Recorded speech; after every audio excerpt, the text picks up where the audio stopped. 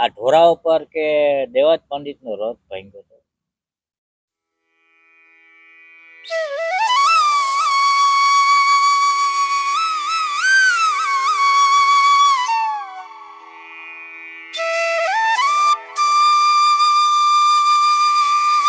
ગુરુદેવની જય.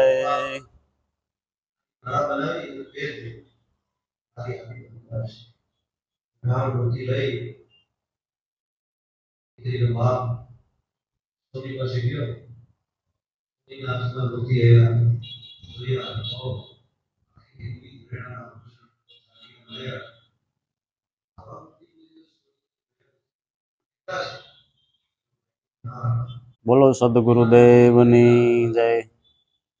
આપણે આજે દેવતણકી બાપાનું જન્મસ્થળ મંદિર, આ પોરબંદરની બાજુમાં આવેલું બોખીરા ગામ. આમ તો અત્યારે અહીંયા ગામ નથી, આ સીમ છે અને આ ખેતરની વચ્ચે આ મંદિર છે. કહેવાય છે કે વર્ષો પહેલા અહીં બોખીરા ગામ હતું. પ્રાચીન કાળની અંદર આ બોખીરા ગામ હતું. બોખીરા ગામ વિશે એવું કહેવામાં આવે કે જ્યાં ગાયોના ધણ ખૂબ ખૂબ પ્રમાણમાં, જેવી રીતે ગોકુળની અંદર ગૌધન હતું, એવી રીતે બોખીરામાં વધુ પ્રમાણના લોકો પશુપાલન કરતા અને ગાયો રાખતા. પરિણામે જે દૂધનું ઉત્પાદન વધુ થતું, એટલે ક્ષીર, દૂધ કહેતા ક્ષીર, એટલે એનું નામ, મૂળ નામ છે બહુક્ષીરા. બહુક્ષીરામાંથી કાળક્રમે અપભ્રંશ થઈ અને બોખીરા થયું. એવું આ બોખીરા ગામ, આ મૂળ ગામનો, જૂના ગામનો આ ટીંબો છે. અહીંયા હજી પણ ખોદકામ કરતા એ બોખીરા ગામના જૂના અવશેષો અહીં મળી આવે છે. અને આ જૂનું બોખીરા ગામ, ત્યાં દેવતણકી બાપાનો આ જન્મ થયેલો અને એમનું આ જન્મસ્થળ મંદિર છે. અને ધન્ય છે આવા સંતોને કે એમણે આપણને જીવન જીવવા માટેનો રાહ બતાવ્યો. એક જ ભજન ઉપર એમના દીકરી સતી લીલમબાઈ માનું એ ભજન છે, આપણે બધાએ સાંભળેલું છે કે શંકારે પડીને અવળું સૂઈજું, ક્યાં ગયા દેવલ દેનાર.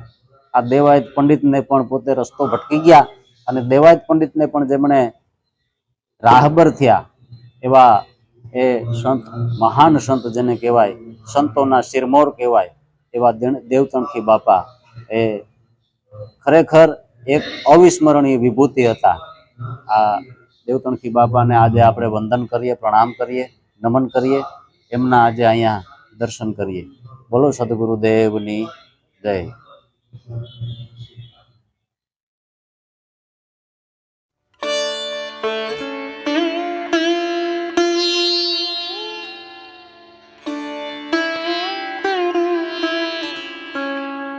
બોલો સદગુરુદેવની જય.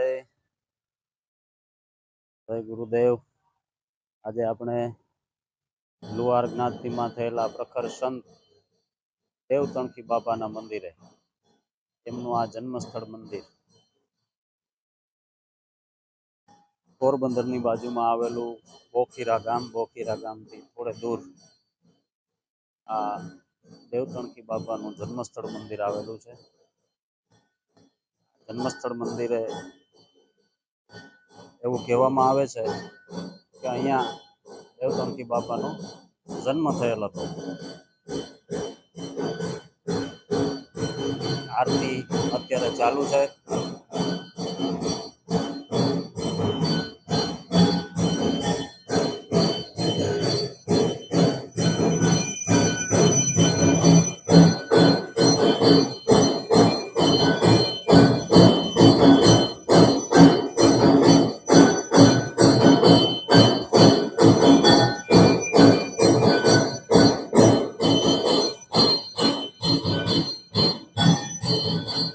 અહીંયા રામદેવજી મહારાજનું સ્થાપન છે.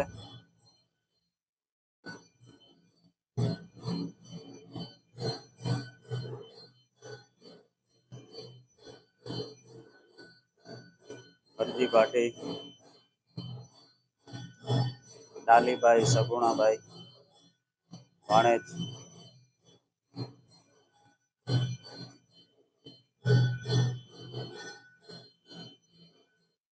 અહીંયા ભગવાન વિશ્વકર્માનું સ્થાપન છે.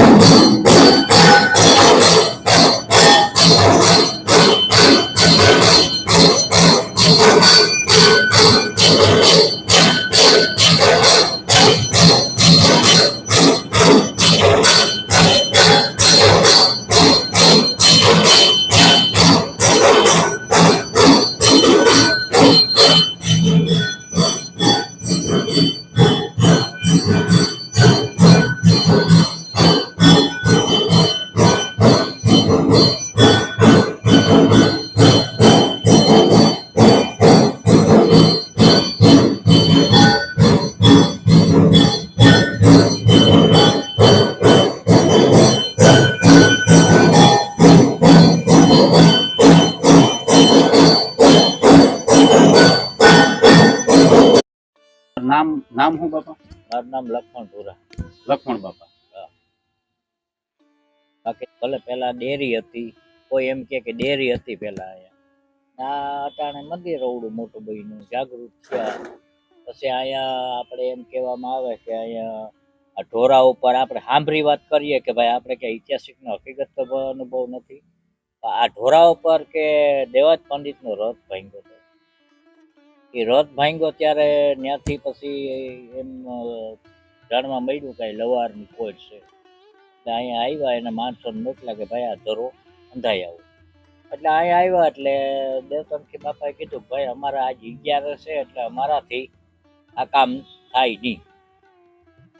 તો માણસો પાછા ગયા કે ભાઈ આવી રીતે આમ કીધું તો થાય નહીં. પછી ખુદ દેવાજ પંડિત આવ્યા કે તમે કયો એમ ધરો હાંધી ગયો છે, મારે જવું દેવાલ બેન ને ગોતું વજાવવાનું છે. અહીંયા બહુ જીજી કરી. પછી કે તો તમે તમારી રીતે ભઠ્ઠી પ્રગટાવો, અમારાથી ન પ્રગટાવો. પછી એની ભઠ્ઠી પ્રગટાવ્યા પછી એ પછી ધરો ધગાવ્યો ને એ પછી એની તેરણ ઉપર રાખીને દેવાજ પંડિતને કીધું કે હવે કરો ઘરના ઘા. એટલે દેવાજ પંડિત કરો મારીને ઘરનો ઘા કર્યો તો હેરણ વહી પતારમાં. હેરણ પતારમાં વહી ગઈ. પછી તો કેમાં હાંધું.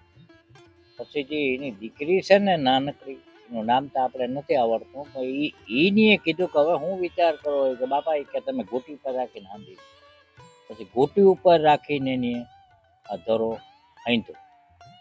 દેવાજ પંડિતના અભિમાન ઉતાર્યા. દેવાજ પંડિતને બહુ ગર્વ હતો, એનો અભિમાન હતો, આ એની ઉતાર્યા. પછી દેવાજ પંડિત પૂછ્યું તરત છે કોણ આવો ધરો ધગધગતો હાંધવો, કઈ નાની માના કરતો નથી આપણે. એટલે પછી કીધું કે હું શોભાજીનો સોલો. તો કે શોભાજીનો સોલો તો હું બે મોહિયા ભાઈ છે. બસ ત્યાં સુધીનું આપણે આ ઐતિહાસિક જાણવા મળ્યું ભજનની વાણીમાંથી. બાકી તો ક્યાંય બીજે તો મળતું નથી. હા, ભજનની વાણીની અંદરથી આપણે આ શબ્દો જોવા મળે. બાકી આપણે બહુ જાજા લાંબો સમયનો ખબર નથી, પણ હકીકત ઇતિહાસ તો ક્યાંક તો હોવો જોઈએ એમ. આ જે મજેવડી જે કહે છે એ લોકો કે અહીંયા જન્મ સ્થળ છે, આ લોકો એમ કે અહીંયા જન્મ. પછી 30 વર્ષ અગાઉથી પેલા મંદિર બની ગયા ને બધું થઈ ગયું. આ થોડુંક 30 વર્ષ પાછું. આ લોકોને બધું કરવું છે અહીંયા કે 2 ટાઈમની રસોઈ બનાવવી, જમણવાર માણસો આવે ને કોઈને હુવા બેહવા બધું. આ લોકો પાસે જમીન નથી. જમીન હોય તો એ લોકો કરી શકે એમ છે કે આ થોડીક જમીન જો આપે ને તો આ બધું કાર્યવાહી થાય. બરાબર. જય દેવતણખી બાપા. જય દેવતણ.